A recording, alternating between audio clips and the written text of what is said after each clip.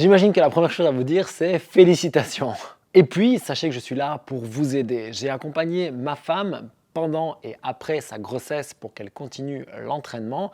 Et j'ai aussi le témoignage super intéressant de mon associée à CrossFit Ember, Émilie Boufflette, qui elle avait un niveau totalement différent, qui vient d'avoir une petite iris et qui m'a donné plein de bons conseils que j'ai envie de partager avec vous aujourd'hui.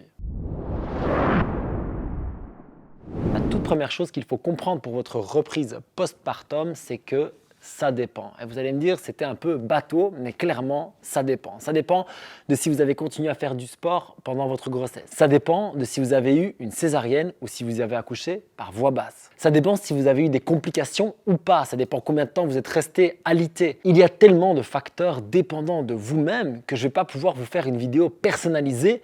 Je vais faire un peu des généralités, mais par contre, il y a des conseils qui s'appliquent clairement à toutes. Et j'en reparlerai plus tard dans la vidéo, mais forcément, la toute première chose, c'est d'être à l'écoute de votre corps. Parlez avec votre kiné, avec votre gyné, mais surtout, écoutez-vous. Si vous avez envie de bouger, faites-le intelligemment. Votre corps est fait pour. Si vous sentez qu'il est trop tôt, c'est probablement le cas également. Mais dans tous les cas, le mouvement petit à petit va vous faire du bien autant au corps qu'à la tête. Et pour s'y remettre, on va commencer avec, bien entendu, la kiné postnatale. Et là, j'ai juste une chose à vous dire. Trouvez la bonne personne pour vous. C'est quelqu'un avec qui vous devez pouvoir avoir un contact intime. C'est quelqu'un à qui vous devez pouvoir vous confier. Il est vraiment important que vous puissiez avoir cet échange, que vous puissiez lui dire vraiment comment vous vous ressentez et que vous sentiez qu'elle vous renvoie un avis sincère aussi. On collabore avec le ou la kiné, mais aussi avec le ou la gyné. Avoir les deux avis et s'ils s'entendent, forcément, c'est toujours absolument idéal. Et il y a aussi des tests du périnée que l'on fait soit par toucher, soit par sonde,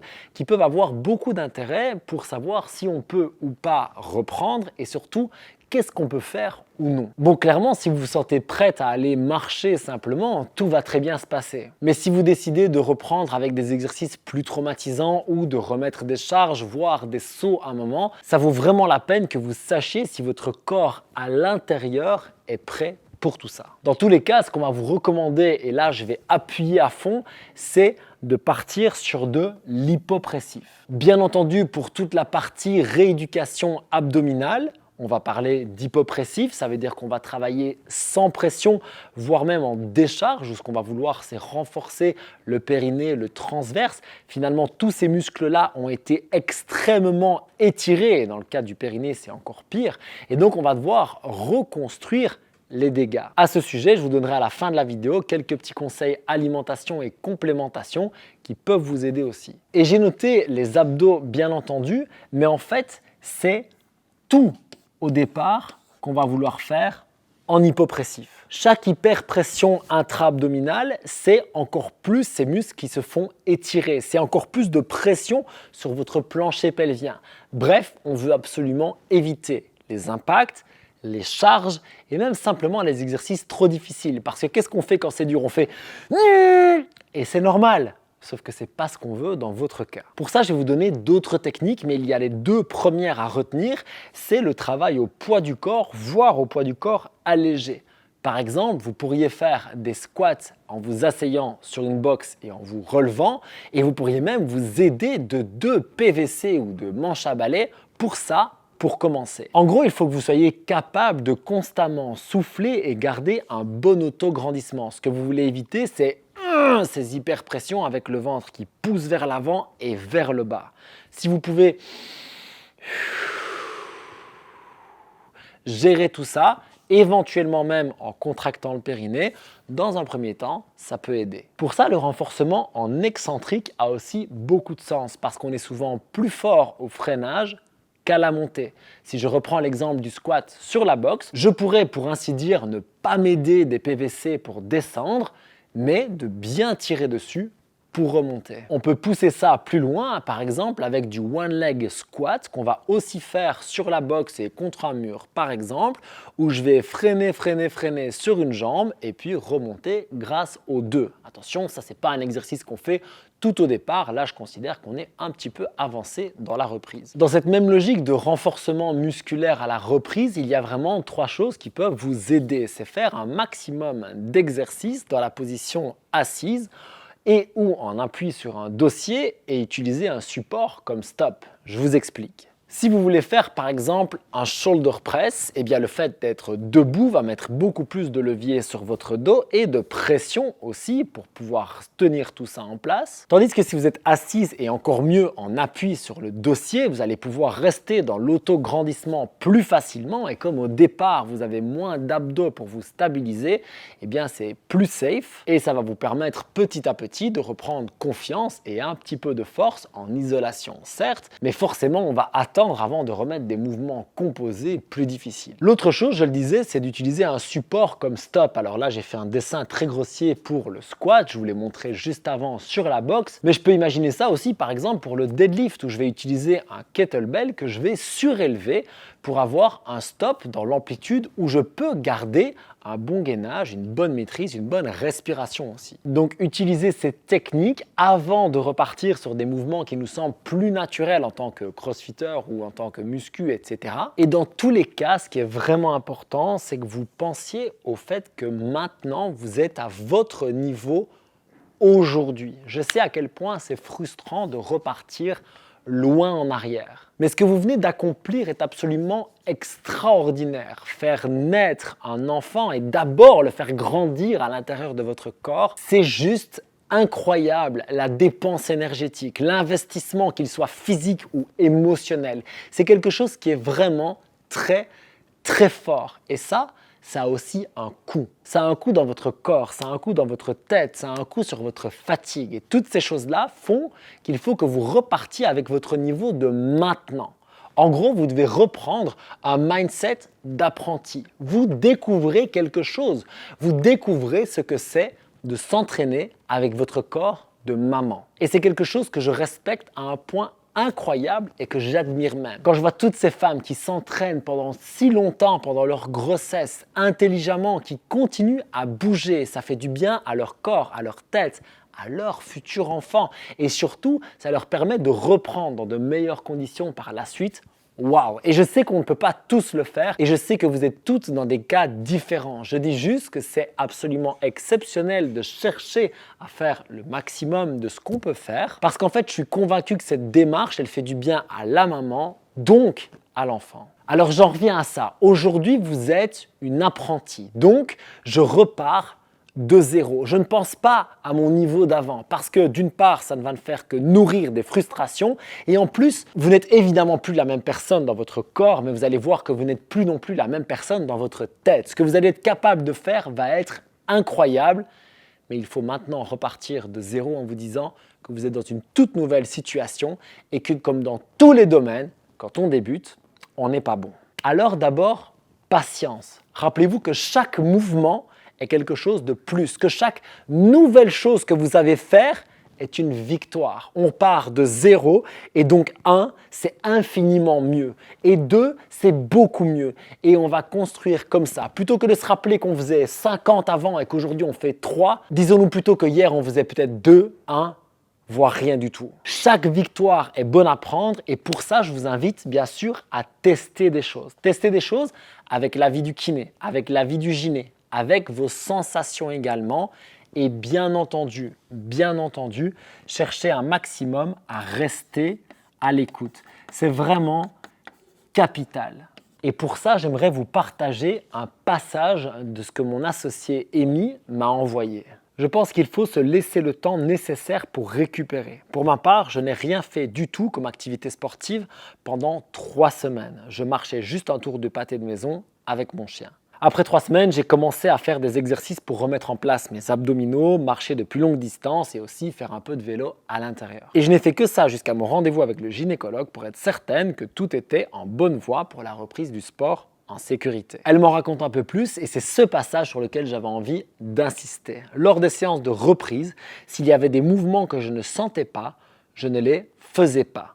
Je fais toujours très attention aux charges utilisées et au saut. J'applique ce que je vois avec la kiné dans les mouvements de l'entraînement. Il faut absolument éviter une hyperpression dans la sangle abdominale. Je fais donc tous mes mouvements dans ce sens-là. Et le challenge vraiment intéressant dont elle nous parle, c'est la difficulté maintenant, c'est le mental, la fatigue et les kilos en trop. Le mental, car il faut accepter que ça va prendre du temps et retourner chaque jour à l'entraînement sans voir de résultats directs. Aussi parce qu'il faut reprendre toutes les bases et faire des exercices un peu chiants. La fatigue car mes nuits sont entrecoupées et donc ma récupération n'est pas optimale. Les kilos en trop rendent le travail au poids du corps difficile, je bouge moins bien, moins vite et tant que je n'aurai pas perdu tous mes kilos, je n'envisagerai pas de mouvements de gym plus complexes tels que les muscle-up, butterfly, chest to bar, etc. J'ai rien à ajouter, son témoignage vaut bien plus que le mien. La seule chose que je pourrais dire, c'est qu'on a fait finalement exactement pareil avec ma femme lors de la naissance de notre fils Tai. La grosse différence, c'est qu'elle a eu une césarienne et donc elle a eu des complications de ce côté, mais que forcément au niveau du périnée, ça a été plus simple de reprendre. Comme je le disais, vous êtes toutes différentes. Faites avec qui vous êtes, comment vous vous sentez et les gens autour de vous qui sont prêts à vous guider. Et en plus de tout ça, j'ai 2-3 conseils à vous donner sur la récupération et l'alimentation. La toute première, elle en parlait avec la fatigue et c'est d'adapter la récupération intra et extra séance. Ça veut dire que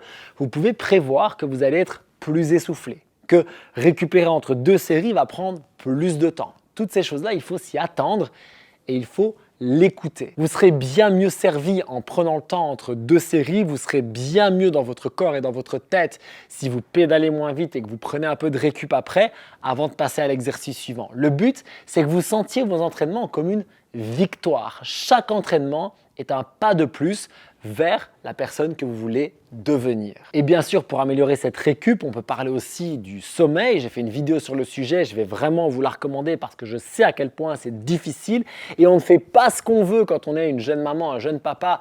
Nous, personnellement, on a été victime d'un manque de sommeil pendant très longtemps, donc je sais ce que c'est. Mais chaque petit conseil que vous pouvez prendre pour améliorer la qualité de votre sommeil, même s'il est très court, je vous recommande vraiment cette vidéo et d'ailleurs, je vous la mettrai sur l'écran à la fin. Comme ça, ce sera facile pour vous de continuer à regarder. Maintenant, en termes d'alimentation et de complémentation, je suis certain que plein de gens regarderont cette vidéo et auront plus d'idées que moi. Surtout si vous êtes spécialisé dans le domaine, dites-le en commentaire, ça peut aider plein de monde. Moi, je parle de ce que je sais. Et ce que je sais, la première chose, c'est que si vous allaitez, il faut chercher un maximum à avoir une alimentation naturelle, que vous ne devriez pas avoir faim, vous devriez avoir suffisamment pour vous nourrir et nourrir votre enfant. Et si on parle de sport à proprement parler, rappelez-vous que votre activité physique est radicalement diminuée, donc vous pouvez aussi diminuer vos apports énergétiques, particulièrement en termes de féculents et forcément tout ce qui va être sucre rapide, etc. n'ont juste aucun sens déjà de base. Je parle de ça parce que c'est quelque chose qui va vous aider à avoir une énergie plus diffuse et aussi potentiellement à reperdre un petit peu de poids si c'est ce que vous souhaitez. Par contre, quand vous reprenez l'entraînement, il faut forcément augmenter votre apport en glucides et comme vous allez faire du musculaire et qu'en plus vous nourrissez quelqu'un, il va vous falloir un petit peu plus de protéines également. Et en fait, c'est déjà un des plus gros challenges chez tout le monde, mais chez les mamans, c'est forcément plus fort, c'est d'équilibrer ce que vous allez manger en fonction de votre dépense. On a trop souvent tendance à manger comme quand on faisait plein de sport, quand on en fait beaucoup moins. Et ça se paye cash chez les sportifs. On le voit souvent avec des grosses pertes de poids chez les gens qui font moins de sport. Donc essayez au maximum de vous dire « Ok, j'ai moins d'activité physique, j'ai besoin de moins », pas aux dépens d'avoir faim ou de pouvoir être bien avec mon enfant. Et quand j'augmente mon activité physique, ben oui, j'ai besoin de un peu plus de ça, un peu plus de ça, et j'équilibre, je me sens bien et je récupère tout en perdant du poids. Pour vous aider dans cette démarche, quelques compléments alimentaires peuvent aussi aider. Et oui, je suis un peu biaisé parce que j'adore leur gamme, mais c'est ce qu'on prend chez nous à la maison. Je vous recommande le multivitamine grossesse de chez Unae, qui a en fait été créé par Julia Vénesson pour sa femme qui était enceinte, puis allaitante. Vous allez trouver les vitamines et les minéraux dont vous avez besoin et en plus c'est livré directement avec la vitamine D correspondante dont vous allez forcément avoir besoin également. Alors je prêche un petit peu pour cette paroisse, mais soyons très clairs, si vous trouvez quelque chose d'aussi qualitatif qui vous convient, c'est très bien. Pensez juste qu'un multivitamine et de la vitamine D, ça va beaucoup vous aider. Après, je vous recommande d'en parler avec votre gyné, mais clairement un apport en magnésium pourrait aussi avoir beaucoup de sens pour votre récupération. Et je ne peux que vous recommander la mélatonine naturelle si votre gyné est d'accord. Si vous n'allaitez plus, de toute façon, ça ne pose aucun problème et ça va favoriser votre rythme circadien qui est complètement bouleversé, je sais très bien ce que c'est, et pouvoir réaligner ça grâce à la mélatonine prise en apport externe, ça peut beaucoup vous faire récupérer et vous sentir beaucoup mieux la journée, autant pour le sport que pour la vie. Pour terminer, je voulais vous parler de 2 compléments alimentaires, mais si vous allaitez, prenez bien vos informations parce que très simplement, je ne sais pas si c'est adapté ou pas. Je sais que c'est adapté pour votre récup en sport, etc. Je vais vous expliquer. Mais si vous allaitez, posez la question parce que je n'ai pas la réponse. Le premier, c'est le collagène. On sait que le collagène permet la reconstruction des tissus et la récupération. La nécessité forcément, c'est de prendre du collagène de bonne qualité, mais ça peut vous aider dans votre récupération, qu'elle soit tissulaire ou sportive. Et l'autre complément, c'est la créatine monohydrate. La créatine n'a pour ainsi dire pas d'effet secondaire si vous prenez entre 3 et 5 grammes par jour et ça va booster votre capacité à recréer des efforts d'intensité et surtout de les répéter. Bref, ça va améliorer vos performances à l'entraînement pour un coût qui est dérisoire et un risque qui est nul. Donc si vous n'allaitez pas, je vous le recommande vivement et si vous allaitez, prenez vos infos, mais je sais en tout cas que pour le sport à proprement parler, ça peut vous aider. Et donc ce que je vais faire maintenant, c'est d'abord vous souhaiter beaucoup de courage parce que je sais que c'est difficile et encore plus de bonheur parce que vous le méritez. Et puis je vais vous mettre les liens dont je vous ai parlé avec cette vidéo sur le sommeil où je vous partage 27 techniques pour mieux dormir et donc mieux récupérer. Et cette vidéo sur la façon dont j'utilise les glucides pour avoir plus d'énergie à l'entraînement, ça pourra forcément vous servir. Prenez soin de vous, de votre corps, de votre tête, de votre famille aussi et je vous souhaite une très bonne reprise. Peace!